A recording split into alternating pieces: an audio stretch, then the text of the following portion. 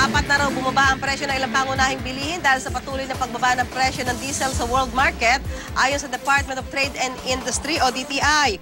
Ayon kay DTI Undersecretary Victor Dimagiba, bunga nito, bumababa rin daw ang distribution cost ng mga produkto.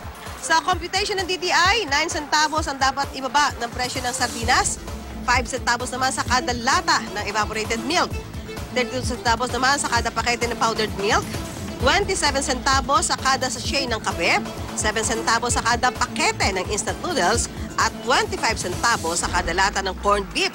Bukod dyan, dapat na rin daw bumaba ng 2 pesos ang kada sako ng semento. Dahil naman daw sa patuloy ng pagbaba ng presyo ng harina at LPG, dapat na rin daw matakpiasan ng 5 centavos ang presyo ng pandesal. Giit ng DTI, malaki na ang binaba ng presyo ng harina. Mula 50 pesos per bag, 30 pesos na lang ito ngayon. Bunga raw yan ng pagbaba ng presyo ng trigo sa world market. Pero ayon kay Henry ng Filipino-Chinese Bakers Association, nagbaba na sila ng presyo ng pandesal noong nakaraang buwan lang. 50 centavos na lang daw ang presyo ng kada pandesal dahil bumaba ng 20 pesos noon ang presyo ng harina.